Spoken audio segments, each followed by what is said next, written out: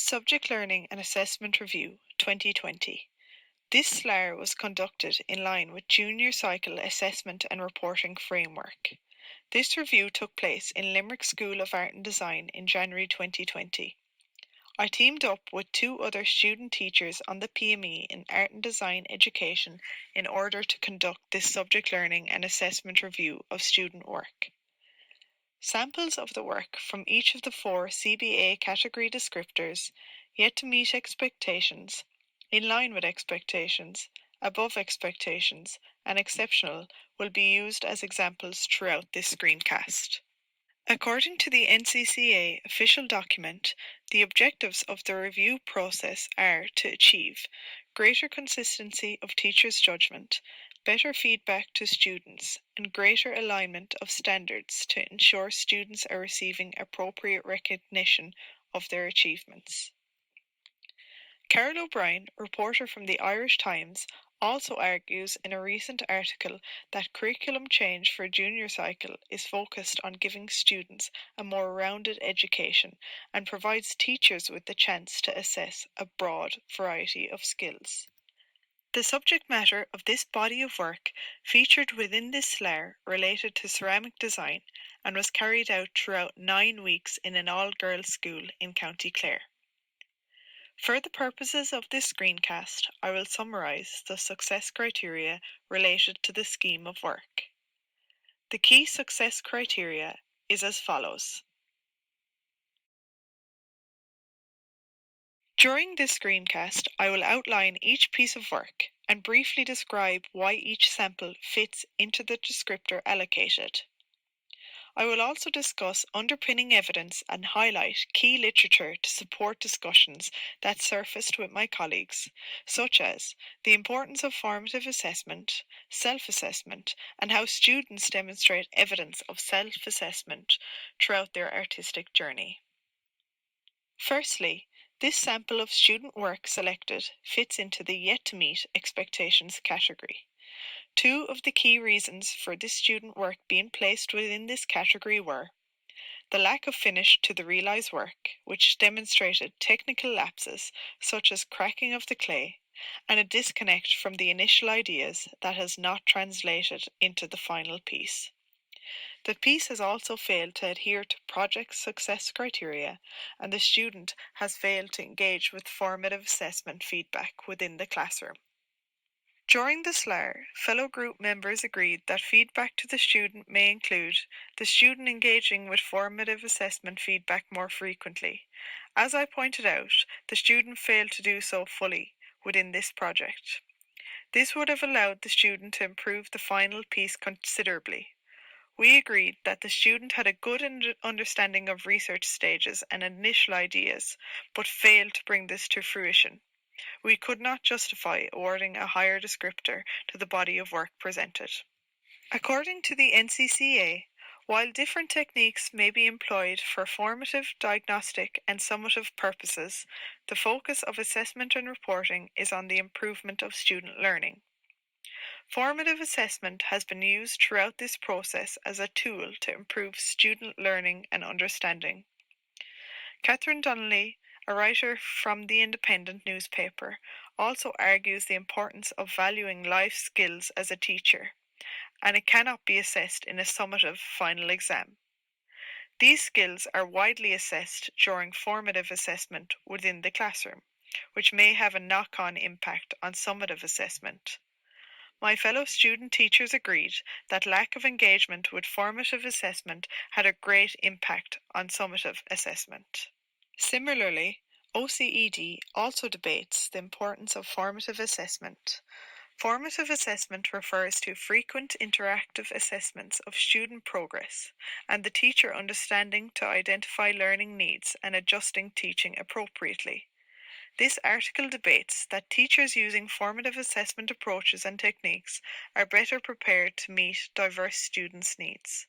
Formative assessment methods have been important to rise overall levels of student achievement. Ultimately, the goal of formative assessment is to guide students towards the development of their own learning to learn skills. Students are equipped with their own language and tools for learning and are more likely to transfer and apply these skills for problem solving into daily life, and they develop strong control strategies for their own learning. Susan Orr's literature also states that this interactive approach to assessment and adaptation of the teaching and learning process calls upon the teacher's pedagogical and subject knowledge, but also calls for a great deal of creativity and flexibility. My fellow SLAR members also agreed that having a flexible success criteria did impact the sample of work within the in line with expectations category. This is the second sample of student work which falls within the in line with expectations category. I explained to fellow SLAR members that while the finished work was to of good standard, the sketchbook lacked full engagement with the subject matter and further engagement with self-assessment tasks in order to improve artwork. It was agreed that the unbalanced judgment made was appropriate given the lack of supporting sketchbook work in the research and initial ideas stages of the project. However, one of my colleagues argued that although there was lack of good standard of work within the sketchbook, the final work displayed an awareness of self-assessment, and the student had articulated and engaged with the final piece in a more wholesome way throughout the final stages of the project. We agreed that adapting success criteria and allowing for critical and tailored self-assessment tasks benefited her in terms of the finish of the final work. To support this judgment, literature from Macmillan and Hearn, 2008, suggests that students need to involve themselves in the self-assessment process. Students need to self-assess to know when they are learning, how much effort they must expend for success, when they have been successful, when they are wrong, and which learning strategies work well for them. Accurate self-evaluation enables students to see what they have mastered and identify what needs further work. Students who experience success with moderately difficult and challenging tasks will attribute their success to ability and effort rather than external attributions such as luck or help from other students. This literature also argues that teachers and students learn these skills when they establish clear learning goals and articulate success criteria that enable students to assess their own work. Those practices engage students as they actively participate in the learning process and become more connected and committed to the learning outcomes. The third piece of work selected fits into the above expectations category. I was unsure of this work and whether it should be allocated within the selected category. However, upon discussing with my fellow SLAR members, it confirmed judgment that this work should stay within this category. SLAR members agreed that the final piece demonstrated excellent technical skill. However, based on the success criteria, the visual arts sketchpad failed to explore a variety of ideas and processes within the sketchbook. There was evidence of self-assessment within this, however, it was agreed that it was not engaged with fully in order to award a higher descriptor. To support this judgment, according to the NCCA, the Visual Arts Sketchpad is used to capture all stages, including initial ideas, sketches, drawings, colour and media studies, photographs, digital work and research of visual culture, as well as the work of other artists, craftspeople or designers. The sketchbook selected lacked full engagement with this. Problem identification is also part of the creative process that allows the student to frame their inquiry. In this way, they experience and relate more directly to the visual art processes and work on a more personal level. It is important that the student has ownership and takes part in deciding the starting point of their own work. Evidence within this sketchbook suggested that there was very good evidence of problem identification. However, engagement with full exploration did not support my judgment to award this student a higher descriptor. According to another recent article in the Irish Times, schools play a vital role in preparing young people to enact their rights and to participate in a critical way in society.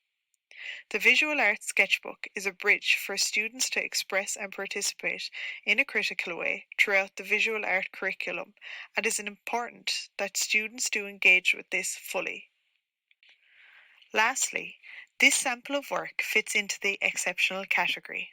It was widely agreed that the relationship between self-assessment and formative assessment had made a strong impact in this student achieving an exceptional descriptor. As stated in Macmillan and Hearn, 2008, correctly implemented student self-assessment can promote intrinsic motivation and more meaningful learning. Its powerful impact on student performance in both classroom assessments and large-scale accountability assessments empowers students to guide their own learning and internalize the criteria for judging success. Thus, self-assessment is conceptualized here as a combination of three components related in a cyclical, ongoing process: self-monitoring, self-evaluation, and identification and implementation of instructional correctives as needed. Essentially, the students identify their learning and performance strategies, provide feedback to themselves based on a well understood standards and criteria, and determine the next steps or plans to enhance their performance.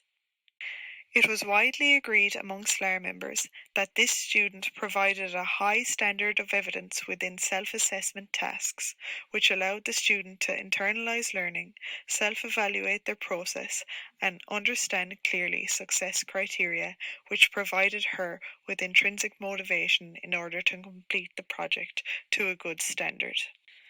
It was also generally agreed among SLAR members that there is value on the teacher being immersed in the student learning experience and artistic process in order for teachers to get a well-rounded judgment of the work. Susan Orr quotes that it is essential that you know something about who that person is and what they are trying to do, and what they think they're doing in order to measure the quality of what they've done. To conclude, the SLAR undertaking provided me with the opportunity to discuss awarding descriptors with my fellow student teachers. The discussions that took place around each piece of work confirmed my decisions based on the unbalanced judgments. The evidence and key literature further supports this discussion with my fellow student teachers and has secured my philosophy of assessment procedures and standards. Overall, the subject learning and assessment review was an extremely positive experience. Having the experience of an outside perspective further assess my student work, such as my fellow student teachers, will enrich my teaching and learning as a result. Attached is my bibliography for all works cited within this screencast.